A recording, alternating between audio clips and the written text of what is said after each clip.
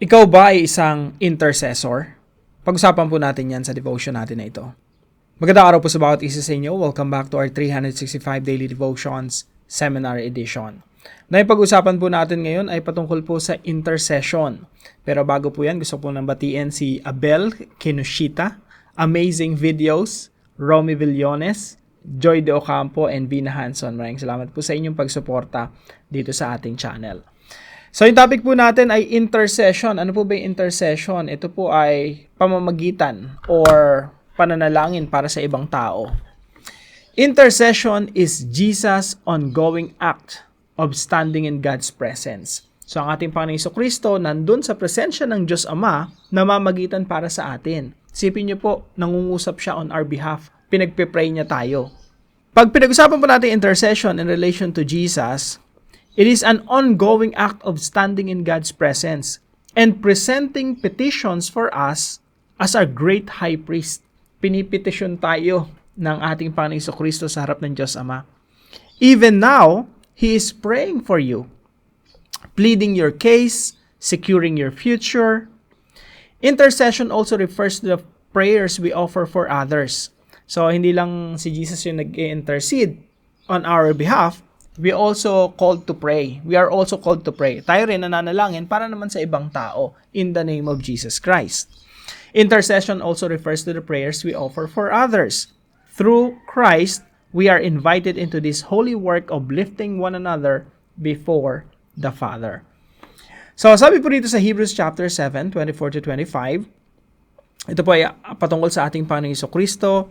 Siya ay namatay doon sa krus, inilibing, muling nabuhay, umakyat sa langit bilang high priest. Ibig sabihin, siya yung pinakapunong pari, high priest.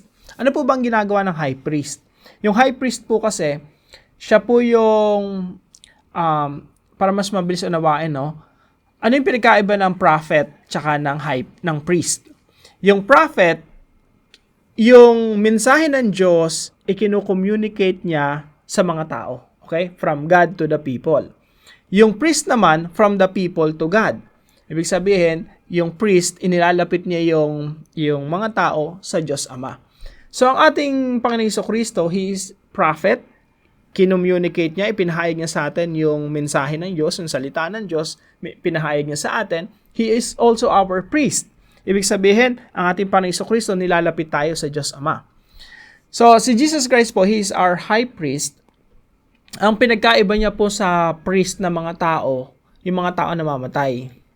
Mahaba pong talakayan yan, pero nasa Hebrews chapter 4, 5, 6, 7, 8, 9, 10. Magandang aralin po yun sa Book of Hebrews. Ang problema sa tao na mamatay. So, yung intercession nila napuputol. Tapos papalitan na naman ng panibago. Ngayon, dito sa Hebrews chapter 7, pinapakita rito na si Jesus Christ, yung intercession niya, yung pangungusap niya sa Diyos Ama on our behalf, hindi natatapos. Bakit? Kasi si Jesus hindi namamatay. So sabi dito, but He holds His priesthood permanently. Permanent yung pagkapunong pari ng ating Panginoong Jesucristo because He continues forever. Hindi namamatay ang ating Panginoong Jesucristo. Kahit ngayon mga kapatid, nagkakasala tayo, andun yung ating Panginoong Jesucristo na mamagitan sa atin sa harapan ng Diyos Ama. So, sabi dito, verse 25, consequently, He is able to save to the uttermost. Ibig sabihin, kaya ka talaga niyang iligtas. Kasi hindi siya namamatay. Nandun siya sa harapan ng Diyos Ama at sinasabing, eto, mga tinubos ko to ng sarili kong dugo, mga ligtas to. Hindi namamatay ang ating Panginoong Jesucristo. He will continue to intercede for us forever. Kaya yung kaligtasan natin ay permanente din. So, He is able to save to the uttermost those who draw near to God through Him, since He always lives to make intercession for them. Sa Tagalog po, ngunit si Jesus ay buhay magpakailanman, kaya't walang katapusan ang kanyang pagkapari. Dahil dito, lubusan niyang maliligtas ang lahat ng lumalapit sa Diyos sa pamamagitan niya sapagkat siya'y nabubuhay magpakailanman upang mamagitan para sa kanila. Kaya po tayo, niligtas ng ating Panginoong Jesucristo, permanente yung kaligtasan natin kasi permanente yung pamamagitan ng Panginoong Jesucristo sa atin sa harapan ng Diyos Ama. So ito po yung katuruan natin ngayong araw. Jesus constantly intercedes for us. Pag nagkakasala nga po tayo, sabi dito, no, basahin lang natin. Sa Romans chapter 8 verse 34. Who then is the one who condemns? Sino ba yung magkukondena natin, hahatol sa atin, magpaparusa sa atin upang tayo parusahan? Si Kristo Jesus ba namatay, ngunit higit sa lahat ay muling binuhay at ngayon ay nasa kanan ng Diyos upang mamagitan para sa atin? Ang ating Panginoong Jesucristo, namamagitan para sa atin sa harapan ng Diyos Ama. Sinong hahatol sa iyo? Walang makakapaghatol sa iyo. Kahit akusahan ka ng akusahan ni Satanas sa iyong mga kasalanan, sa ating mga kasalanan, hindi tayo sa harapan ng Diyos Ama, meron tayong abogado. At yung abogado natin, sinasabi ng Panginoong Jesucristo, araw-araw sa Diyos Ama, pinawalang sala na to. Justified na to. Niligtas ko na to. Wala nang kahatulan para dito. Wala nang kaparusahan para dito sa tao na to. So, sa tuwing nagkakasala tayo, meron tayong Panginoong Jesucristo na sinasabi sa Diyos Ama, eto, nagkasala to, pero kasama na to sa binayaran ng aking dugo. Hinugasan ng aking dugo. Kaya po, sa 1 John chapter 2 verse 1, sabi dito, basahin ko na lang po sa Tagalog, mga anak, isinusulat ko ito sa inyo upang huwag kayong magkasala. Ngunit kung magkasala ang sinuman, may tagapagtanggol. Meron tayong abogado.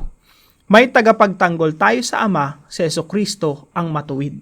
So sinasabi ng Panginoong Jesucristo sa Diyos Ama, ako ay matuwid, yung aking katuwiran ang siyang nagtataklob sa ating mga kasalanan.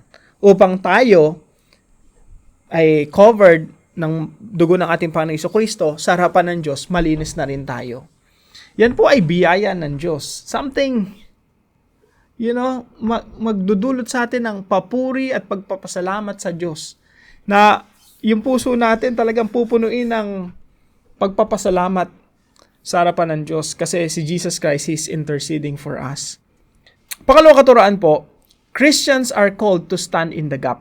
Kung ating Panginoong Jesucristo namamagitan, Diyos, tayo, si Kristo namamagitan between God and people, tayo po ay tinawag upang mamagitan din sa iba sa pamamagitan ng pananalangin. Christians are called to stand in the gap. Sabi po rito sa 1 Timothy chapter 2 verse 1 and 2. Una sa lahat ay isinasama ko na gawin ang mga paghiling, petitions. Ibig sabihin tayo mga Kristiyano, pinipetisyon natin ibang tao, mga panalangin, mga pamamagitan, intercession, at mga pagpapasalamat patungkol sa lahat ng mga tao. Patungkol sa mga hari at sa lahat ng mga nasa mataas na katungkulan upang tayo mamuhay ng tahimik at payapa sa buong kabanalan at paggalang.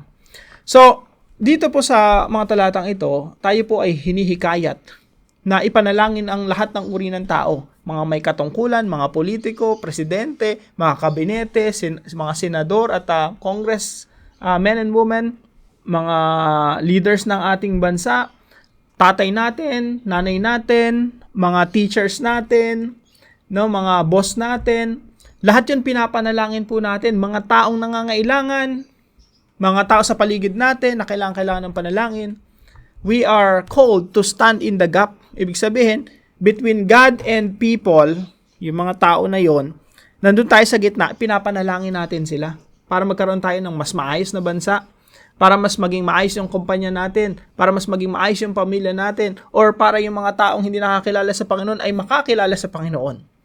Yan po ay iniluluhod talaga natin. Kung ikaw ay nanay, meron kang anak na hindi mananampalataya, nagpakalayo-layo sa Diyos, you are called to stand in the gap. Araw-araw mong iluhod yung anak mo sa harapan ng Diyos. At alam niyo po, malambot ang puso ng Diyos sa mga ina na nananalangin para sa kanilang mga anak. Panalangin po natin sila na sila ay manumbalik sa Panginoon at sila rin ay maging kapwa natin sumasamba at nagpupuri sa ating Panginoon. Let's stand in the gap. Christians are called to stand in the gap. Pinapanalangin natin yung bansa natin, komunidad natin, pamilya natin, yung company na pinagtatrabahuhan natin. We are called to stand in the gap. Lahat po ng yun kailangan ng Diyos at pagkilos ng Diyos sa kanilang mga buhay. Number 3 po, intercession is based on Christ's finished work. Hindi po tayo namamagitan kasi mas banal tayo. Hindi po ganon. Namamagitan tayo kasi banal si Kristo.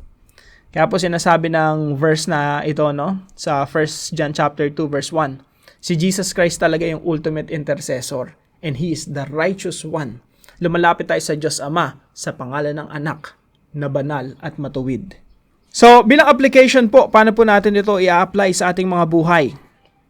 Number 1, start an intercession ministry. Minsan naghanap tayo ng ministry, paano ba makapaglingkod sa Panginoon? Ano ba, wala akong chance na, gawin yung mga ginagawa ng mga naglilingkod sa iglesia tuwing Sunday. Mga kapatid, eto na yun. Pwede mo nang simulan ngayon mismo.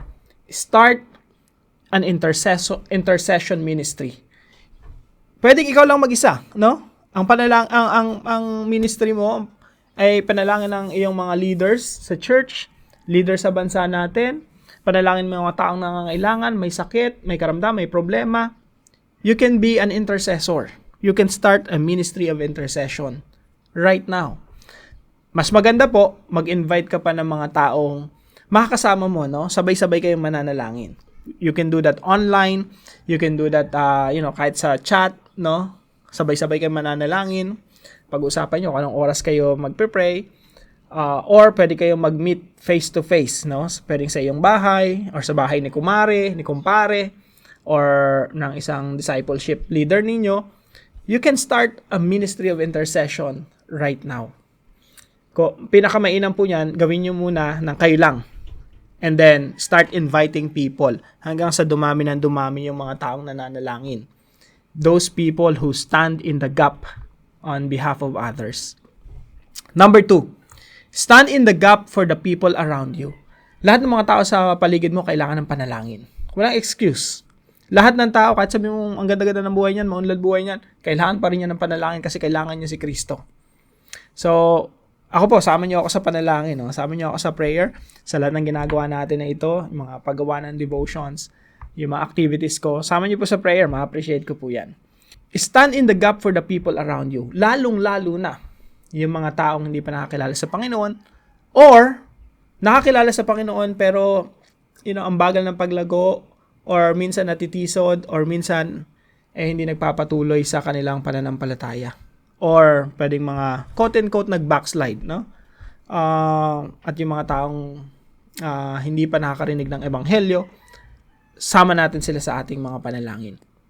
Napakamapangyarihan po ng panalangin kasi ang Diyos ay kumikilos sa pamamagitan ng ating mga panalangin. Stand in the gap for the people around you. Ibabad mo sila sa panalangin. Pangatlo po, soak yourself in God's presence. Ito po yung isa sa mga pinaka-importante, no?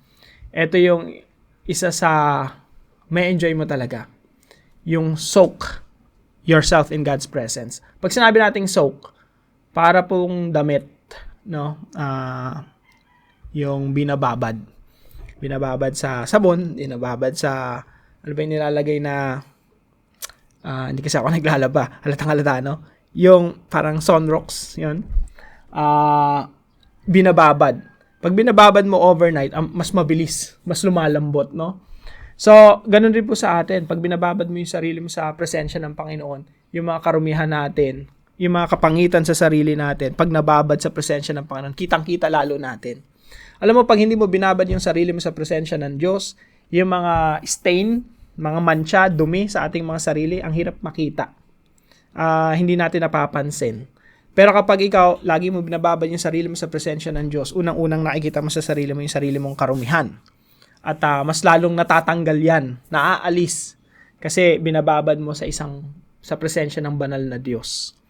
Soak yourself in God's presence. Anong gagawin mo? Start praying for other people. Binababad mo na yung sarili mo sa presensya ng Diyos. At the same time, you are interceding for other people. So, 3 applications lang po, no? 3 S. Start an intercession ministry, stand in the gap for the people around you, and soak yourself in God's presence. Para po sa ating discussion, how can you practically develop a habit of praying for others? Practically speaking, paano ka makaka-develop ng habit na laging nananalangin? Tayo po'y manalangin. Lord Jesus, thank you for constantly interceding for me. Because of your finished work on the cross, I can boldly come before the Father. Teach me to stand in the gap for others, just as you stand for me. Steer my heart to start a lifestyle, and maybe even a ministry of intercession. Help me to see the needs around me and respond in prayer. Draw me deeper into your presence, that I may be filled with your Spirit and guided by your love. Place on my heart the people and situations you want me to pray for. Use me, Lord, as a vessel of your grace. I pray this in your name. Amen and amen.